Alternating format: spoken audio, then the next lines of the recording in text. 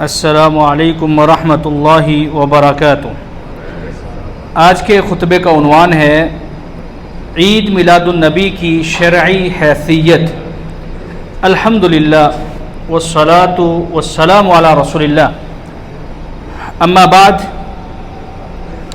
یقیناً تمام تعریفیں اللہ کے لیے ہیں جس نے ہمیں دین حنیف کی سمجھ بوجھ عطا فرمائی۔ میں یہ گواہی دیتا ہوں کہ اللہ کے سوا کوئی بھی معبود برحق نہیں، وہ یکتا ہے، اکیلا ہے، اس کا کوئی بھی شریک نہیں۔ اور میں یہ بھی گواہی دیتا ہوں کہ ہمارے نبی اور سردار جناب محمد رسول اللہ صلی اللہ علیہ وعلی آلہ وسلم ہیں۔ اللہ تعالیٰ آپ پر، آپ کی آل پر اور تمام صحابہ کرام پر ڈھیروں درود و سلامتی نازل فرمائے۔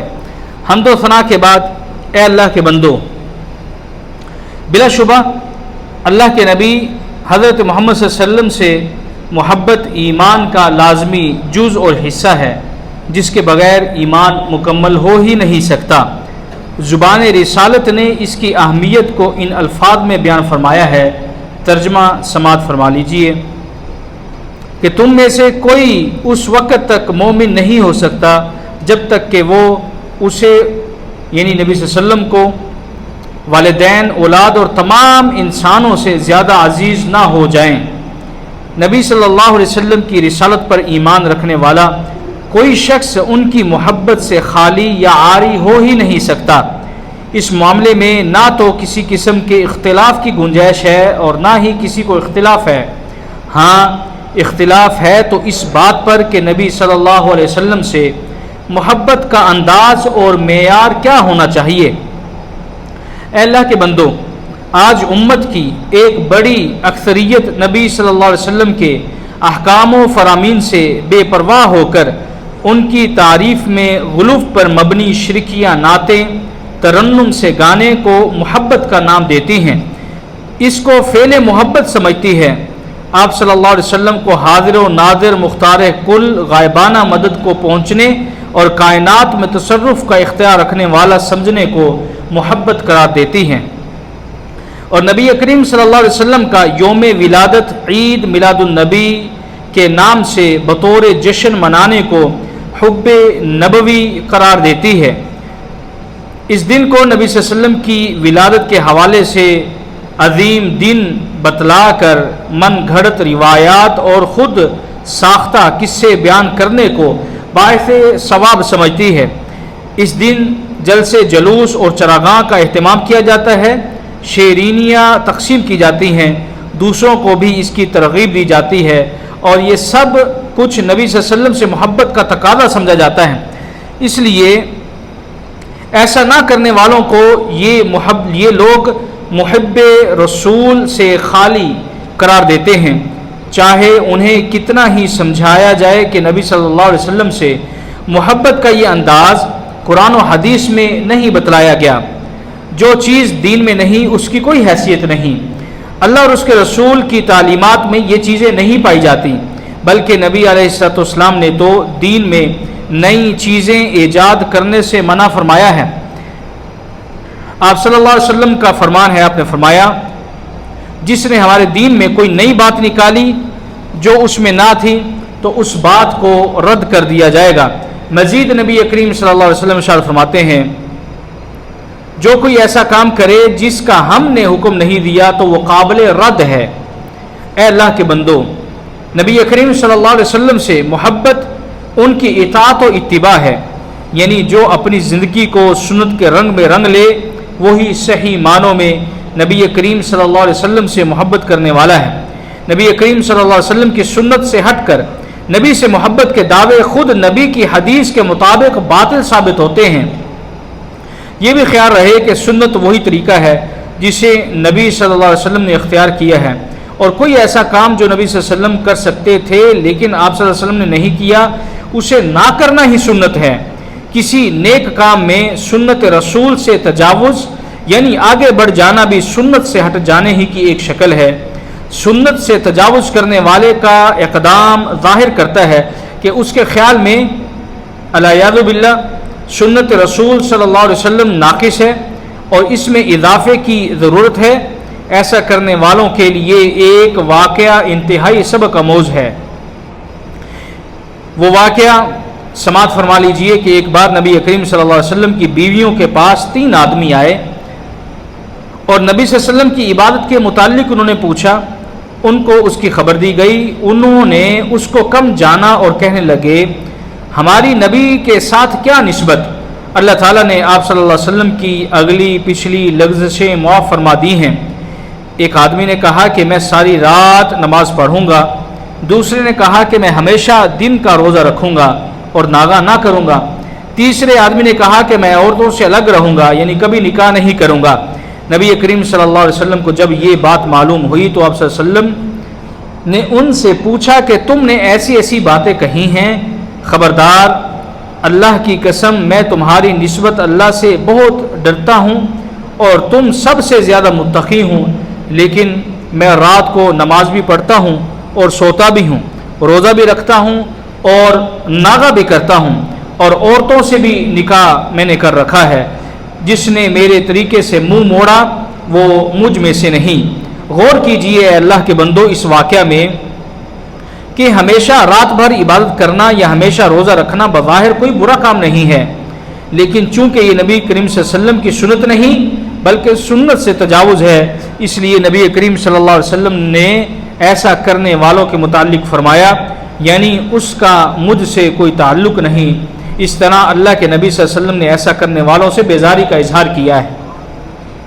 اللہ کے بندو، ہمارے پاس اللہ کی آخری کتاب محفوظ شکل میں موجود ہے اور نبی کریم صلی اللہ علیہ وسلم کی سنت احادیث صحیحہ کی صورت میں ان دونوں کا مطالعہ کر لیا جائے، کوئی ایک آیت یا کوئی ایک صحیح حدیث بھی ایسی نہ ملے گی جو مروجہ عید میلاد النبی منانے کے لیے دلیل بن سکے۔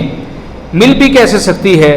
کیونکہ اگر قرآن و سنت میں ایسی کوئی دلیل ملتی تو سب سے پہلے صحابہ کرام رضوان اللہ اجمعین یہ عید مناتے، کیونکہ وہ آج مسلمانوں سے کہیں زیادہ صحیح معنوں میں نبی کریم صلی اللہ علیہ وسلم سے محبت کرنے والے تھے۔ وہ تو زندگی بھر 2 ہی عیدیں مناتے رہے۔ ایسی صورتحال میں نبی کریم صلی اللہ علیہ وسلم کی ولادت کے حوالے سے اس دن عید منانے، جلوس نکالنے، گلیاں اور عمارتیں کم کموں سے سجانے، مصنوعی آرائش محرابیں بنانے، خانہ کعبہ اور مسجد نبوی کے گتے اور کاغذ کے تعویذوں کی طرح ماڈل بنا کر ان کا طواف کرنے، مٹھائیاں اور حلوے تقسیم کرنے کی کیا دینی حیثیت رہ جاتی ہے؟ یہ سب کچھ سنت سے انحراف اور تجاوز ہے جو کسی بھی صورت میں پسندیدہ نہیں۔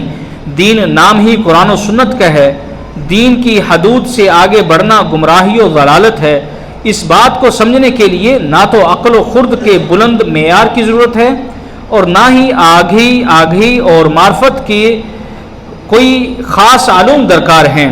نبی کے راستے کو چھوڑ کر بدعت کی روش اپنانے والوں کو اللہ نے قرآن مجید میں سخت ترین تنبیہ فرمائی ہے۔ قرآن میں اس کی شدید مذمت کی گئی ہے۔ فرمانے باری تعالیٰ ہے، اور جو شخص ہدایت واضح ہونے کے بعد رسول کی مخالفت کرے اور مومنوں کے راستے کے سوا کسی اور راستے پر چلے تو جدھر وہ چلتا ہے ہم اسے ادھر ہی چلنے دیں گے اور قیامت کے دن جہنم میں داخل کر دیں گے اور بری جگہ ہے۔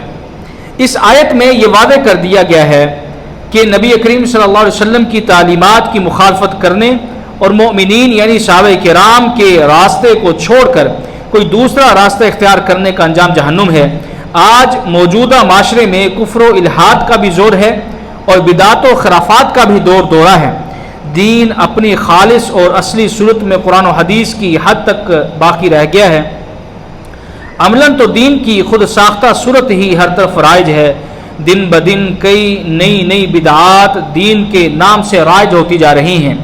عید میلاد النبی کے نام سے نئی عید بھی انہی خود ساختہ بدعات میں سے ایک بدعت ہے۔ اے اللہ کے بندو، یہ بھی یاد رکھیں کہ 12 ربیع الاول نبی کریم صلی اللہ علیہ وسلم کا یوم پیدائش ہے ہی نہیں۔ کسی بھی صحیح حدیث میں اس کا وجود ہی نہیں ملتا۔